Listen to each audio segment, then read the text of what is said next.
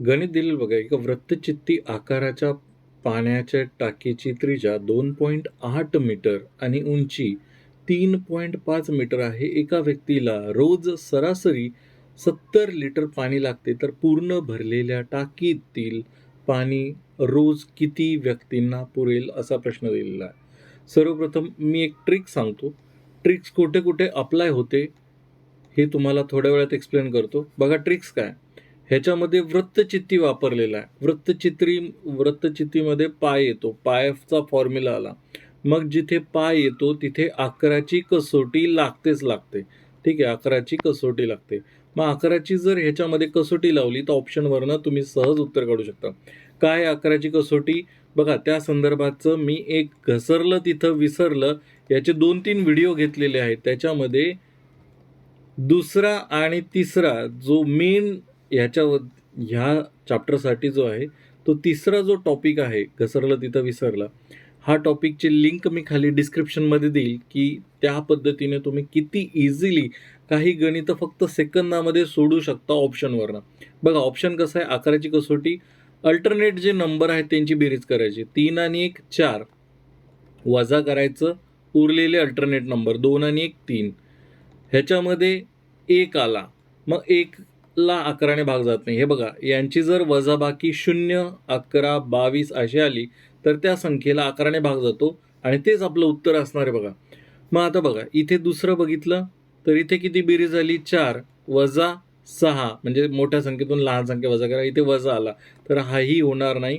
वजा म्हणजे मोठ्या संख्येतून लहान संख्या वजा केली, समजा 6 मधनं 4 वजा केली तर इथे 2 राहतील, तरी सुद्धा ह्याला भाग जात नाही. मग कसंही तुम्ही करू शकता. इथे किती बेरीज झाली, 4, यांची बेरीज झाली वजा 5, म्हणजे 5 मधनं 4 वजा केले तर किती येणार आहे, 1. इथेही भाग जात नाही. इथे बघा यांची बेरीज केली 4 आली, यांची बेरीज केली वजा 4 आली, 4 मधनं 4 वजा केले 0 राहिले आणि हेच आपलं काय असणार आहे, उत्तर असणार आहे. कारण की अकराची कसोटी इथे लागू होते. ठीक आहे, बाकीचं कोणतंच ऑप्शन लागू नाही होत. मग आता ही झाली ट्रिक.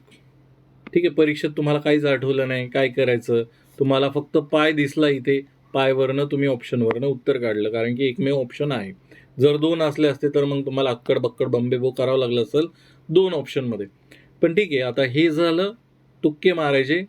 तुक्के नाही म्हणू शकत, याला सायंटिफिक मेथड आहे, या अकराच्या कसोटी आहे. कसोटी ही प्रूव्हन असते. ठीक आहे, त्याच्यामुळे हे प्रूफ आहे. फक्त ऑप्शन जर 2 आले तर मग तिथं गोंधळ होऊ शकतो. मग तिथे थोडंसं रिस्क घ्यायला हरकत नाही. बघा आता कन्सेप्ट समजून घेऊ. पहिले तर समजून घेऊ वृत्तचित्ती काय भानगड असते. तर वृत्तचित्ती, ज्याला इंग्लिशमध्ये आपण काय म्हणतो, सिलेंडर म्हणतो, हिंदीत बेलन म्हणतात आय गेस.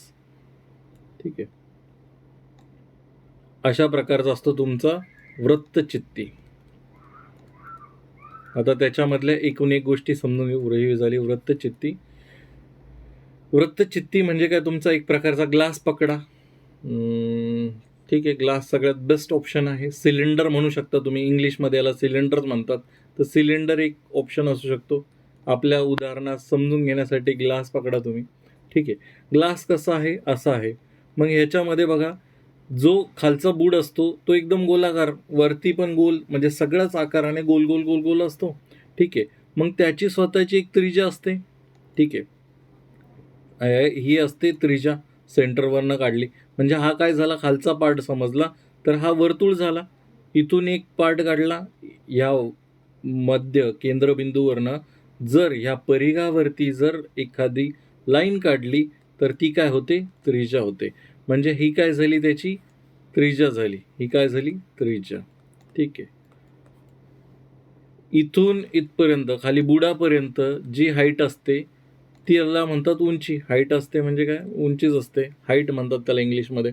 ठीक आहे, मग आता ह्याच्यामध्ये किती पाणी बसेल असं जर कोणी विचारलं, एवढी पाण्याची टाकी आहे. पाण्याची टाकी पण जर तुम्ही बघितली तर ती पण वृत्तचित्तीच असते. गावाकडं जर तुम्ही म्हणजे गावाकडे असाल किंवा कुठेही असाल तर आपल्या पाण्याच्या टाकीचा संबंध सगळीकडेच येतो. ठीक आहे, मग काही लोकांना माहिती नसेल तर वरती थोडंसं ढगात आकाशात बघत जा, तिकडे पाण्याच्या टाक्या लावलेल्या राहतात. तर त्या पाण्याच्या टाक्या आहेत ना, त्या कशा असतात, गोलाकार असतात आणि त्याला सिलेंड्रिकल असतो, म्हणजे तो वृत्तचित्ती असतो. मग त्याच्यामध्ये पाणी किती बसतं हे कसं कॅल्क्युलेट करतात, तर त्यांची उंची आणि त्रिज्या या 2 गोष्टीवरनं तुम्ही त्याच्यामध्ये काढू शकता की त्याच्यामध्ये किती पाणी बसतं. मग इन शॉर्ट तुम्हाला काय म्हटलेलं आहे की या वृत्तचित्तीचं घनफळ, ठीक आहे. जर तुम्ही याचं घनफळ काढलं, घनफळ म्हणजे काय की ह्याच्या आतमध्ये किती मटेरियल, जर माती टाकली तर माती, पाणी टाकलं तर पाणी, काही पण टाकलं तर तो पदार्थ किती प्रमाणात मावून घेईल हे असतं घनफळ. आणि क्षेत्रफळ काय असतं, समजा 2 काय म्हणतात 2D इमेजेसला क्षेत्रफळ असतं, 3D इमेजेसला किंवा 3D जे मॉडेल्स असतात त्यांच्यामध्ये घनफळ असतं, म्हणजे त्याच्यामध्ये किती गोष्टी बसतात. तर क्षेत्रफळ म्हणजे किती क्षेत्र व्यापणं आणि घन म्हणजे त्याच्यामध्ये किती घन मटेरियल बसणं, हा फरक आहे बघा. ठीक आहे. आता ह्या गोष्टी कळायला तुम्हाला, तर ह्याच्यामध्ये जे बसणार आहे पाणी ते काय असणार आहे, तुमचं वृत्तचित्तीचं घनफळ असणार आहे. मग घनफळाचं सूत्र काय, तर सर्वप्रथम हा जो वर्तुळ आहे या वर्तुळाचं सर्कल काढला तुम्ही, हा वर्तुळ आहे तर वर्तुळाचं पहिले क्षेत्रफळ काढणार तुम्ही. ठीक आहे. हा क्षेत्रफळ किती असतो, वर्तुळाचं क्षेत्रफळ पाय आर वर्ग, ज्याला आपण काय म्हणतो पाय गुणिला त्रिज्येचा वर्ग. ठीक आहे, त्रिज्येचा वर्ग म्हणतो, त्रिज्याचा वर्ग. ठीक आहे, हा झाला क्षेत्रफळ. हे क्षेत्रफळ प्रत्येक हाईटला सेम आहे, प्रत्येक हाईटला सेम आहे. क्षेत्रफळाला उंचीने गुणलं, क्षेत्रफळाला उंचीने गुणलं किती काय होतं, तुमचं घनफळ होतं. म्हणजे प्रत्येक क्षेत्रामध्ये किती क्षेत्र व्यापलं जाईल तर त्याला म्हणतात घनफळ. म्हणून त्याला 3 डायमेन्शन्स येतात. क्षेत्रफळ, आता तुम्हाला ह्याचं कळालं असेल वृत्तचित्रीचं घनफळ काय, तर पाय आर वर्ग हे झालं काय, तर हे झालं याचं क्षेत्रफळ गुणिला उंची, गुणिला उंची. ठीक आहे. मग आता हे झालं याचं क्षेत्रफळ. आता तुम्हाला कळालं की ह्याच्यामध्ये किती पाणी बसतं. मग आता काढूया. पायाची किंमत दिलेली आहे 22/7. त्रिज्या दिलेली आहे तुम्हाला, त्रिज्या किती आहे 2.8 गुणिला 2.8 गुणिला 2.8, कारण की त्रिज्याचा वर्ग आहे, गुणिला उंची किती 3.5. ठीक आहे, एवढं पाणी त्याच्यात बसणार. पण आता बघा, हा आहे मीटरमध्ये, हा आहे मीटरमध्ये, हा आहे मीटरमध्ये. ठीक आहे, मीटर गुणिला मीटर गुणिला मीटर, तर मीटर गुणिला मीटर गुणिला मीटर, हे काय झालं, मीटरचा पहिला घात 1 घात 1 घात. मग असं ह्याच्यामध्ये घातांकाचा नियम लागू होतो, जो बनेल काय, मीटरचा घन बनेल. म्हणजेच 22/7. मी बाकीच्या फिगर जशाला तशा ठेवतो. 2.8 गुणिला 2.8 गुणिला 3.5 मीटरचा घन. काय झालं, मीटरचा घन झाला. मग आता ह्याला जर सोडवायचं झालं, इथं ऑप्शनमध्ये बघा, सॉरी इथं काय दिलेलं आहे, एका व्यक्तीला दररोज 70 लिटर लागते. जर एका व्यक्तीला, हे कशात दिलेलं आहे लिटरमध्ये, पण इथे काय आहे, पाणी मीटर घनामध्ये काढलेलं आहे, क्युबिक मीटरमध्ये काढलेलं आहे. बघा, क्युबिक मीटर हा एक तुम्ही कन्सेप्ट ऐकला असेल की क्युबिक मीटर काय भानगड आहे. समजा तुमच्याकडे 1 मीटर बाय 1 मीटरचं काय आहे, क्यूब आहे. 1 metre by 1 metre by 1 metre. Cube कसा असतो, 3 डायमेन्शनल असतो. ठीक आहे, अशा प्रकारचा. ठीक आहे, हा झाला क्यूब तुमचा 1 मीटर 1 मीटर, सगळ्या लांबी रुंदी सगळं 1 मीटरचं आहे. ठीक आहे, तुम्ही काय म्हणतो त्याला, सापशिडी वगैरे काहीतरी खेळला असाल, तो फेकल्यानंतर जो तो 6 डॉट्सवाले असतात ना ते, ठीक आहे, त्याच्यावरती काय असतात 6 टिंब असतात, तर ते सगळ्याच बाजू, तो काय झाला एक प्रकारचा क्यूब झाला.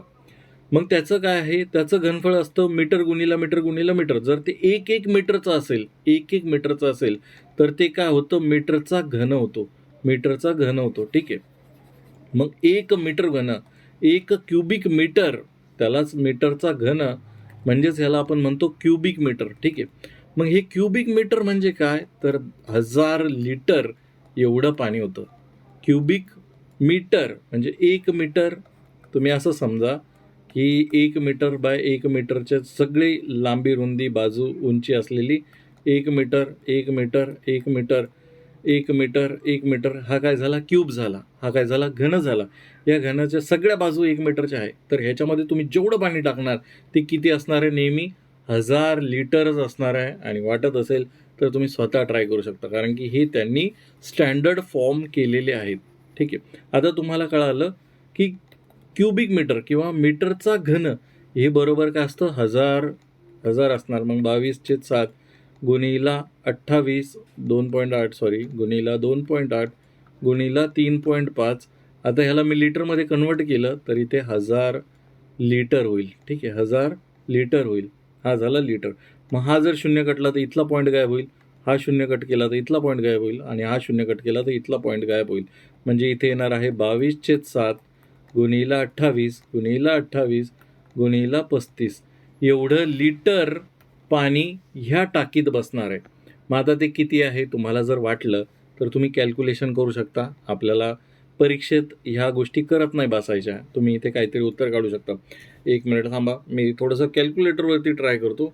बघा, 22 गुणिला 28 गुणिला 28 गुणिला 35 भागिला 7 हे आलं 86,240. 86,240 हे काय झालं, एवढं लिटर पाणी कशात बसलं, ह्या टाकीमध्ये बसलं. बरं, एक्झाममध्ये असं करायचं नाही, एवढं कॅल्क्युलेशन करत नाही बसायचं, कारण की परीक्षेत आपल्याजवळ टाईम नाही आहे. मग काय करणार आपण, हे जे कॅल्क्युलेशन आहे बघा, एवढं पाणी किती लोकांना पुरेल. मी म्हटलं की 70 लिटर पाणी एका माणसाला पुरेल. 70 लिटर पाणी एका माणसाला पुरेल. असं n माणसं जर घेतले तर त्यांनी पूर्णच्या पूर्ण टाकी खाली केली असेल. 70 लिटर एका माणसाला, तर n माणसाला किती पाणी लागतील, म्हणजे ही पूर्ण टाकी खाली करेल. तर ते n माणसं किती आहेत, मग इथे 70 लिटर आहे. हा लिटर आणि इकडचा लिटर कॅन्सल होत असतो. हा 70 तिकडे भागाकारात जर पाठवला तर 22/7 गुणिला हा गुणाकारातला 70 तिकडे पाठवला, हा भागाकार जातो. इथे नंबर ऑफ पर्सन तुम्ही XYZ काही माना, मी n लिहिलं फक्त नावालाच. मग इथे 28 गुणिला 28 गुणिला 35 असं आलेलं आहे.